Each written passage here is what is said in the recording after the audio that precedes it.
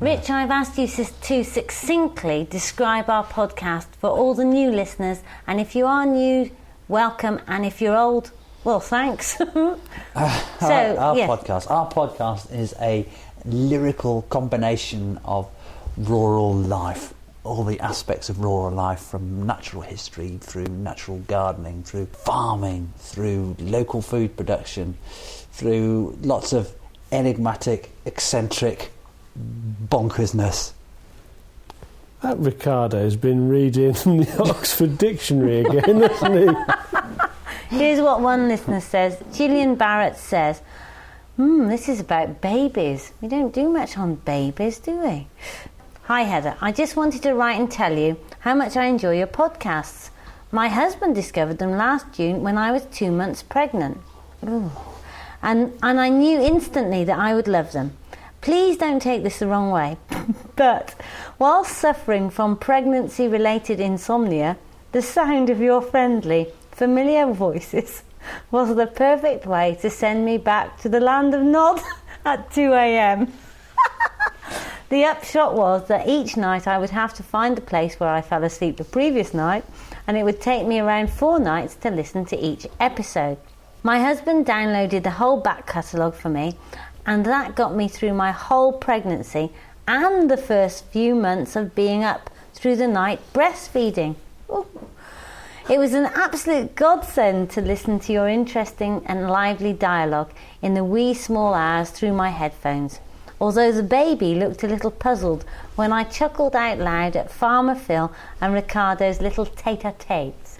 Cara is now 6 months old. I thought she was going to say, I've named the baby Ricardo, but luckily it's a girl. So Cara is now 6 months old, and I'm up to date on the podcasts and avidly look forward to each new one. I'd like to thank you all for getting me through my pregnancy with some sanity intact. All good wishes to the whole team. And that's from Gillian in Bollington in Cheshire. That gives me a terrible thought, really. You know how and this goes for animals as well, but when women are pregnant, you have to watch what you eat and drink and no smoking and all this sort of thing. Do you think that podcast receiving during pregnancy might have scarred Cara for life? I mean, that's exposing Ricardo to her in the womb. That's a nightmare. It's just awful. Will the baby be organic? Or will the baby trim her hedges? Oh, good Lord. We shall see. Only time will tell, Phil. Only time. It's will public tell. service That's broadcasting, indeed, isn't it, Rich? That's very nice. What a lovely email. Yeah, I wonder why she didn't just watch the cricket. Well, perhaps we are genuinely interesting. Or not.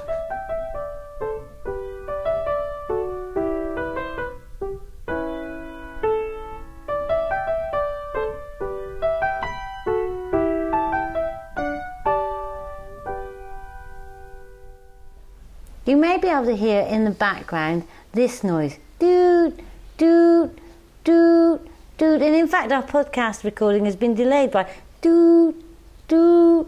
Do you have that where you are? Does it drive you mad? Phone this number now. +44 1981 500 930 and leave us a message on our farm phone about reversing doot, doot, doot, doot. What do you think of them, Phil? Well, sadly, that vehicle got serviced last week, so I haven't got to it yet. But all my other reversing alarms I have got to, and they have been unplugged as being ridiculous. Sorry, Mr. Health and Safety Executive. Obviously, he's done a full risk assessment. Rich, your view on doot, doot, Well, I just think my life's probably a lot more interesting than yours, because I've never really given it much thought. Don't they drive you mad? Don't they drive you nuts? I've never really thought about it apart from today when you've said, I think now you've pointed it out to me, yeah. You can hear them everywhere. They probably do, They're but for towns.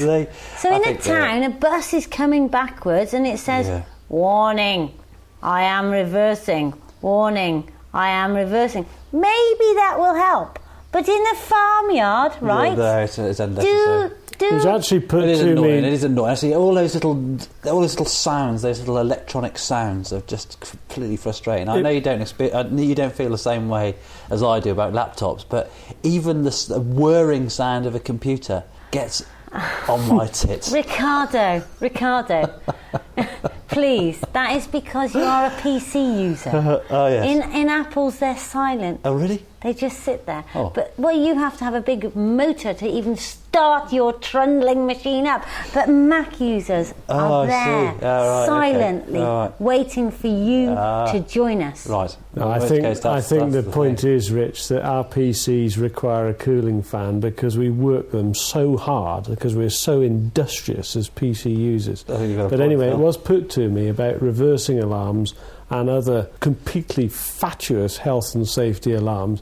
They're one of the worst forms of noise pollution because they're very penetrative noise, and that you have a farmyard or whatever, and for possibly as far as a mile away you can hear that noise, and in the countryside that's wrong in my book. It's unnecessary noise and pollution. It takes the responsibility away from the driver. It's the driver who should make sure he doesn't back over anything or anybody.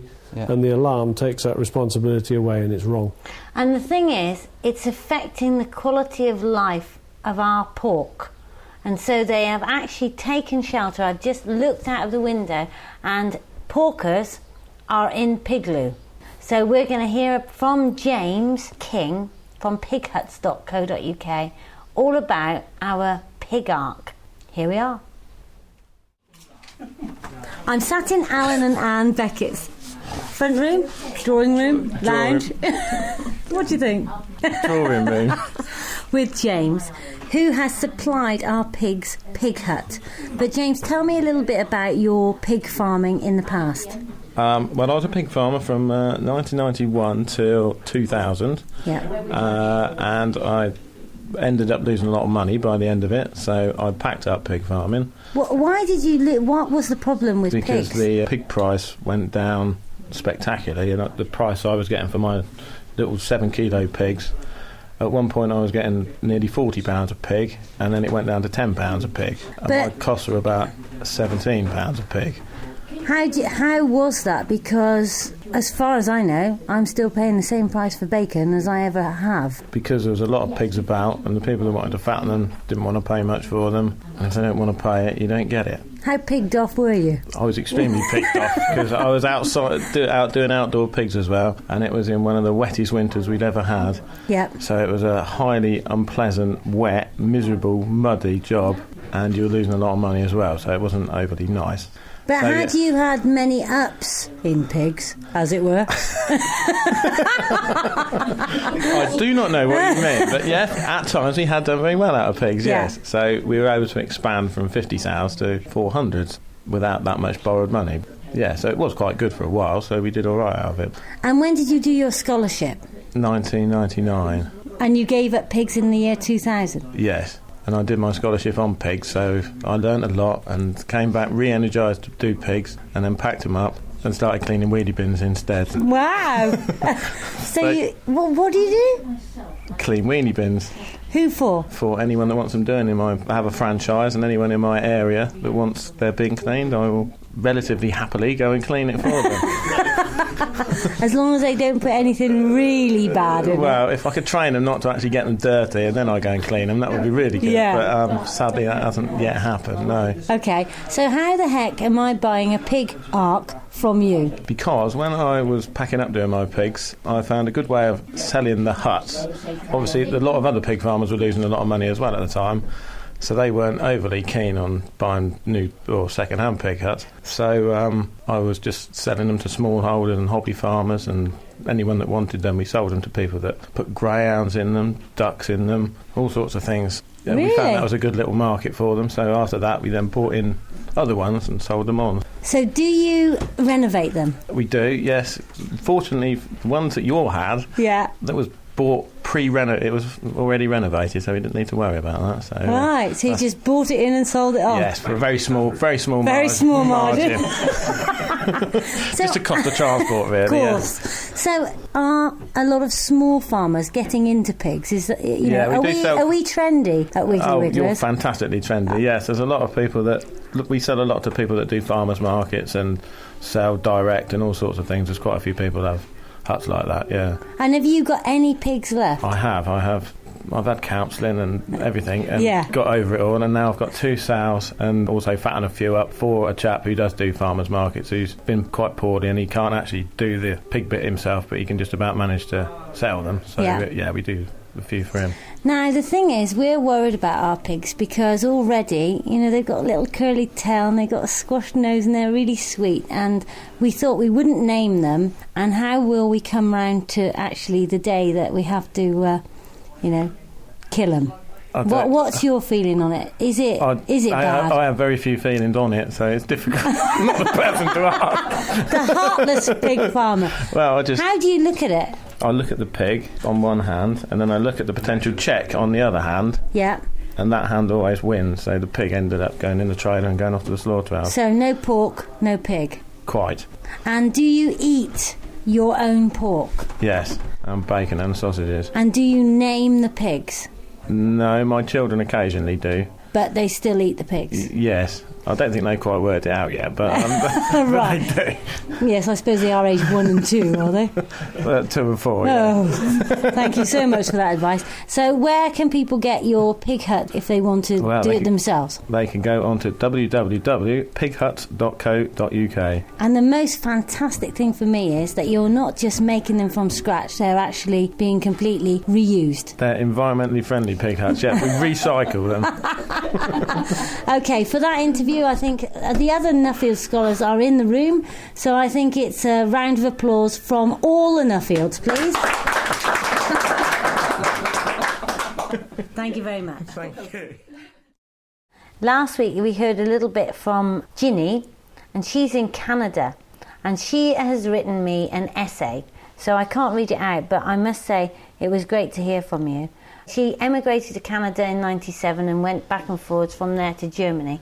And she says, I've been listening to your podcast for the past 6 months, and I've immersed myself in the mixed one so that I can catch up to the present day. Needless to say, the variety of interesting themes covered in the show has prompted me to write on several occasions, but I never quite got round to it.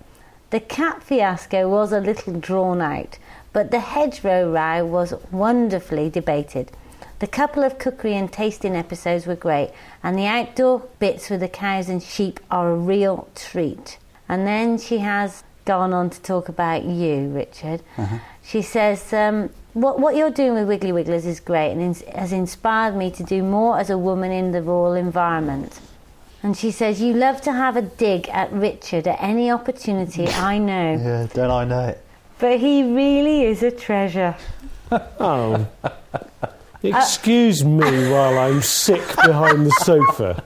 She says, a fount of knowledge with the ability to make any subject that he's raving on about sound interesting.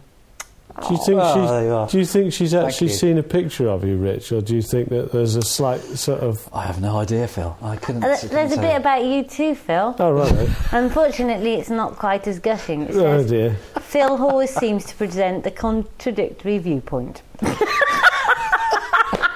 So thank you, Jilly, who is 41 and 1/12. So happy birthday last month. Thank you indeed. To you. Wiggly Wigglers has now set up a page on Facebook, so if you'd like to join in the debate on Facebook at the moment, go to www.facebook.com and search for Wiggly Wigglers. And one of our recent discussion topics has been, do we name our pigs? Should we name our pigs? So if you've got any view on that, please join in on Facebook. And if there's anything else you want to say, I found it to be one of the most easiest places to actually hear people's opinions. So go to Facebook and check it out. And in the meantime, there's a bit of controversy in the Wiggly domain in terms of whether we should eat the pigs, whether we should name the pigs, where the pigs should be. And the Wiggly team are of opposing views. I think we should have a pig roast, Rich. Yeah, I do think we should roast the suckers up, definitely. Don't you mean sucklings? Sucklings, yeah. Well, we did that. Well, I've done a couple of pig roasts, and they're great. but you use so much wood. You can quite literally use about 3 months firewood in one sitting, because you've got to roast. If you're doing a whole pig, it's like 8-hour thing, and constant turning and stuff like that. Good job that... But the crackling is superb, It's good job gorgeous. that Graham's just arrived to fill the woodshed up then, Phil. It is, yeah. What tree is he chopping Not far up? away. That was part of the big oak tree that's been down for 2 or 3 years now, that we've started cutting it up. You mean the one that fell on the water trough? That's right, yeah.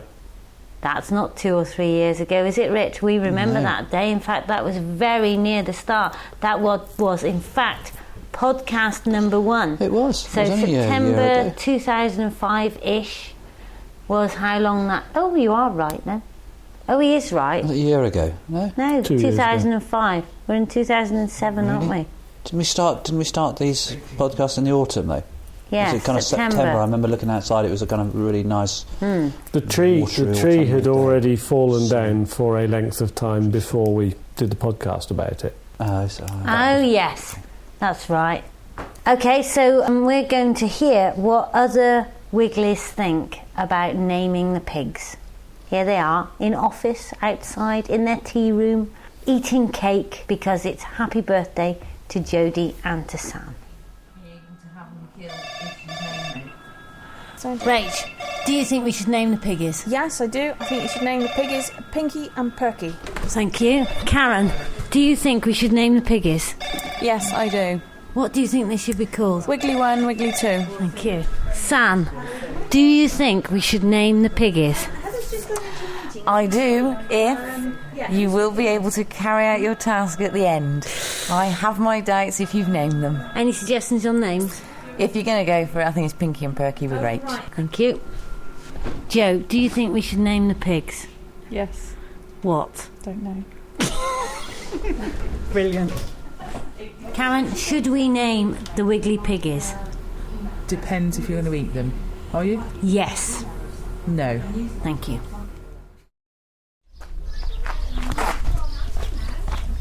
Just going in the tea room. Hi, team. Hi. Here is your question of the day. Do you think we should name the piggies? Yes. Yes. Yes. Mm-hmm. Any ideas? Sylv? We already said we wanted the Wiggly too, didn't we? Well, all the Blakeney too. Or the Blakeney too. Oh, like the Tamworth too? Yeah. Crackling and applesauce. Oh. Yeah. Oh no! Sam said you said mint sauce. And I said, Oh, she no, that's says, for lambs. oh yeah. Oh. But what about if we do name them? How are we going to eat them? We're not. We're not. You We're are. crackling and applesauce. We're not. What, you don't think I'm going to share the Wiggly piggies? No. I not don't want you. any Wiggly. No, I want a bit of bacon. Yeah. You would. The thing is, Rick, Oh, no yeah, pork, applesauce. no pig.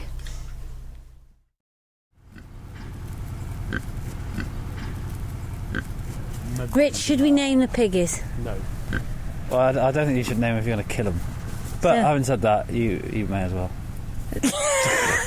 Any ideas? No, they are nice, aren't they? Look at that. I like that Tamworth brown. That's a lovely. I brown like the Tamworth, black whatever it's one called. because his ears are over his eyes. What is it? Tamworth and a large black. Yeah, but because he's not large at the moment. They're not that freaked out, are they at all? When we first had them, they were much more nervous. Oh, they're just meeting They're meeting the dog. meeting toast. Yeah. They're not bothered at all, are they, by much? Michael, should we name the piggies? Deeply philosophical conundrum there, Heather. That's one, fortunately, that I don't have to worry about. Mary, should we name the piggies? Well, if you name them, will you become too attached to them to eat them? That's what you have to think of. Possibly. Have you got a crystal ball so that you can look into the future and see what you feel on the day they're ready to go to the slaughterhouse? I think it'll be bad anyway, even if they're called. But maybe if we call them someone I'm not very fond of. Like, perhaps you should call them Margaret and Beckett. Or Patricia and Hewitt. Yeah. We'll see. But they look like ginger and chocolate, don't they? Yes. Well, I looked across the field from the house and I saw two brown creatures, and I thought, even her pigs are chocolate coloured. Oh, they're just having a drink now. They're very sweet, aren't they? They are very sweet. And there looks to be a reasonably good amount of eating on them for the future. Yeah. No pork, no pig. No That's pork, it. no pig, that's it.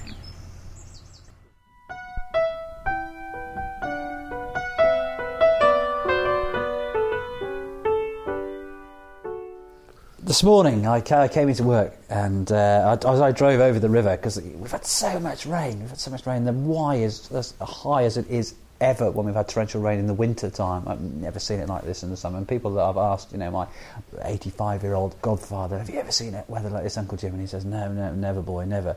And as I came over the bridge, the Home Lacey Bridge this morning, I looked down, there was a kingfisher hovering over the river, quite literally hovering, obviously just waiting to pick off some fry. But the fact that river floods at this time of year really is quite devastating for species like kingfishers that nest in the holes in the banks. I think there's probably a lot of sand martin colonies that have been washed away this year. It's causing massive problems, and you and I we were just talking about the rain and crops. I know there are lots of farmers down in the Severn Valley, for instance, that have lost thousands of acres of barley because the roots have been starved of oxygen. But I think you're suffering a bit as well, aren't you? Or you're thinking about. We've been very lucky so far. We've got an awful lot of work to do when it dries up, because we haven't cut any silage or hay because it wasn't ready before it rained, and we haven't had chance since. In terms of our crops, they are pretty much all right, but we could really do with it drying up now. Yeah. I've got some friends who farm in the Severn Valley, so Thursday last week he reckoned that in the 24-hour spell that the Severn broke its banks, it was costing him £6,500 for every hour for 24 hours. Good Lord. And on the Friday his wholesaler went bust. Right. So that cost him another £60,000 because that wasn't going to get paid. No, and so that really wasn't a very good week. No. And of course the effect of flooding a plant like a potato is it kills it, duff. And I saw a field of potatoes yesterday which looked as if you'd sprayed them off with acid. They were absolutely dead.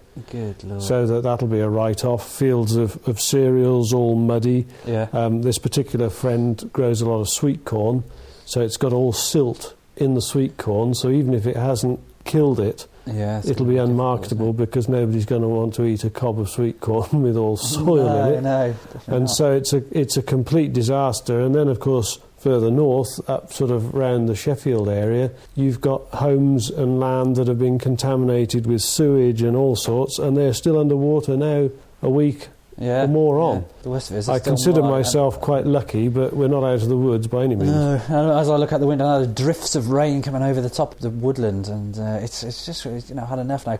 Something that I thought was interesting was a month ago now, we'd seen aphids on our peas, and aphids in general around the place, about as early as I've ever seen them. Yeah. And the peas were due a spray for fungicide and pea moth, the little larvae that eat holes in your peas. Yeah, right. And so we were struggling to get that on, and we thought we'll put a little bit of Aphox in to kill the aphids. And Aphox is a very specific chemical which just kills aphids, no trouble at all. And then, since this rain, the aphids have disappeared from everywhere, not just the peas, nothing to do with the chemical. The cold and the rain washes them off, breaks up their breeding cycle and stops them breeding. Yeah. And it occurred to me that if it does that to aphids, all the other insects that are the food source for all the things that we know are probably suffering in the same way. So that you mentioned you hadn't seen much in the way of bee activity, cold, wet, no good at all. It's incredibly bad. I'm just really worried. It's interesting. I had a choice of my runner bean seed this year. I got my runner bean seed from Pippa, who's going to start supplying us with organic seed. And she said, would you like these? Norma, a great big long variety. I said, no, I prefer the traditional one. She said, as long as you know these are insect pollinators. I said, no problem. There's tons and tons of insects in the garden. I tell you what, I wish I had got the ones that weren't insect pollinated. Because I looked at the little red flowers the other day, and there's hardly any beans developing where the flowers have dropped off. There seems to be very little bee activity. They're just not around. They're not able to get out in amongst it because it's too cold and it's too wet. And I think that you mentioned you hadn't seen very much house martin activity. I think that they rely on this time of year. They're very active building nests, and they also catch insects on the wing. And so that if those insects aren't flying because it's cold and wet and horrible, everything's the food source dries up and the energy levels go down, so that one would assume there are smaller broods. And I can see implications for a lot of birds, particularly. I think you're right. It's a worry. It's a worry for sure. But one thing I did want to mention today, before we go, is that Wiggly's certainly had a bit of input into a gardening manifesto that Natural England have done. It's called a Manifesto for Gardens, People and Nature, prepared by organisations belonging to the Forum for Gardening with Wildlife in Mind. And that's interesting because I think that lots of listeners will be able to get hold of copies of these manifestos from various outlets, certainly Wildlife Trust and whatnot. Really, it's been designed, the manifesto brings together for the first time a large consortium of the UK's leading wildlife and horticultural organisations from both the private and the public sectors. It highlights the importance of gardens both for wildlife and for people's health and well-being. It is aimed at those who make and influence decisions. It outlines some of the actions we need to take to protect gardens and to help more people enjoy gardening with wildlife in mind. Just a couple of interesting statistics here that I would read out. Gardens are under threat, it says here. In London, a vast area, 32 square kilometres, 22 times the size of Hyde Park, has been lost through gardens being paved over. Elsewhere, the situation is even worse, with nearly half of all homes in the north-east of England having paved over most of their front gardens. New houses are built on former domestic gardens. More people now have paved patios in their gardens than those who have trees. So interesting statistics there. But what I think those statistics highlight is the fact, we're talking about these adverse weather conditions, is that nature, wildlife generally, can survive adverse conditions. But the more human activity compromises the extent of habitat, then nature suffers as a consequence, even more so. So, it's just worth thinking about there. I think the listener, by and large, will probably be a keen advocate for wildlife and a keen advocate for creating an environment in their own domestic setting to accommodate wildlife. But, by and large, it's such a shame that people seem to think they have to patio their back gardens to make things easier for themselves. I couldn't agree more, and I think it's quite interesting. I mean, as you and I both know, Heather's been sort of trying to get us up to speed on some of the new networking tools and so on, such as Facebook, and we're struggling along in our way. But I think that point is quite a good point, because those people, our listeners, who do understand the benefits of natural gardening and of habitat in general, the effectiveness of these little pockets of habitat relies on the links between them and the regularity of them. Yeah. And so word of mouth, tell your friends about our podcast and about the benefits of wildlife gardening. Encourage people. Most people, I imagine, pave over their gardens so they don't have to mow the lawn.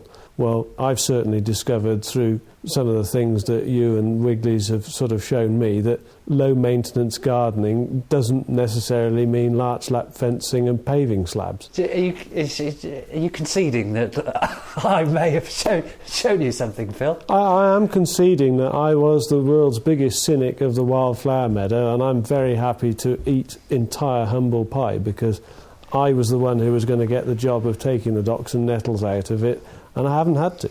And so that proved to me that it worked. But I also know from my experience about habitat that one little pocket of habitat surrounded by acres of concrete or town or whatever is not very effective. But several pockets that are close enough for the animals, insects and whatever to use them, birds, is of much more value. And when you come up with statistics such as Natural England have got there of the total areas lost, they would have all been little pockets all over the place.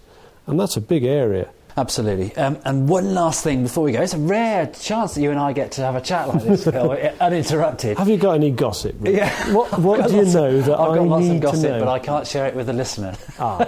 We can make it up if you like. But one thing I wanted to ask you just before we go is you were talking about the Nuffield weekend.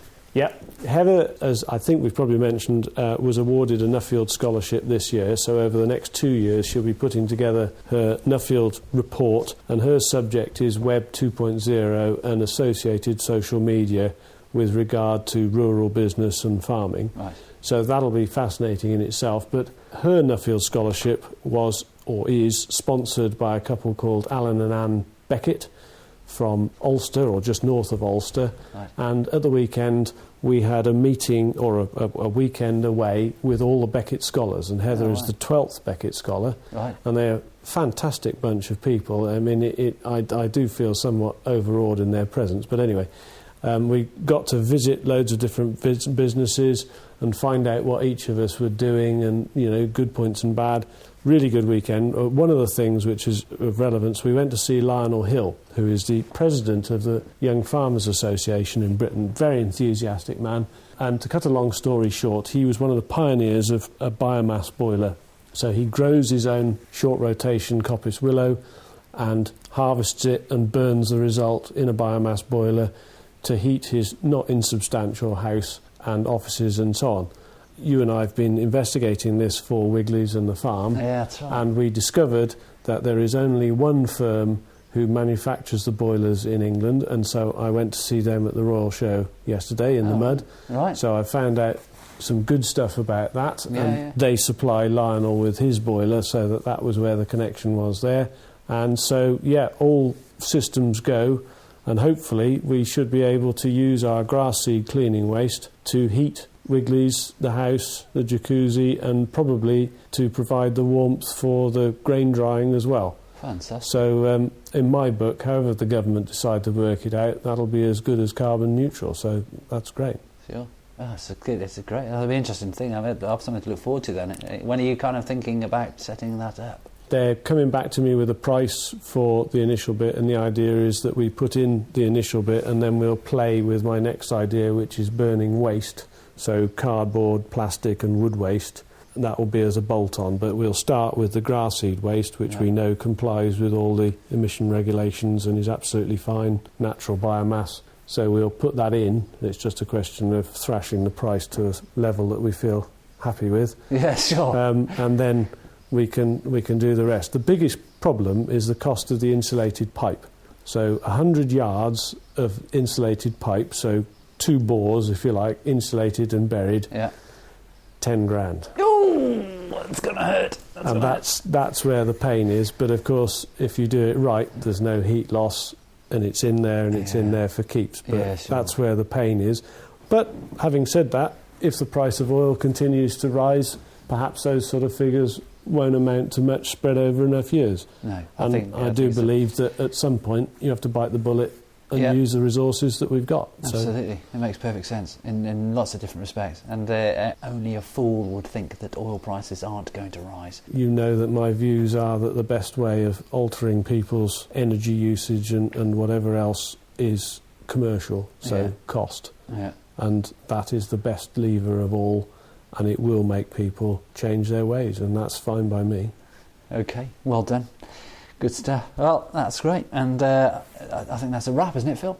I would say so. We haven't done anything very controversial while she's not here, though. No, well, she's not staring at it now, is she? So, I tell it's a lot better now she's got her front teeth back in again. That was a bit of a worry first thing in the morning, I tell you. I can imagine. And on that note, it's bye from me. And it's bye from me, Farmer Phil. Bye.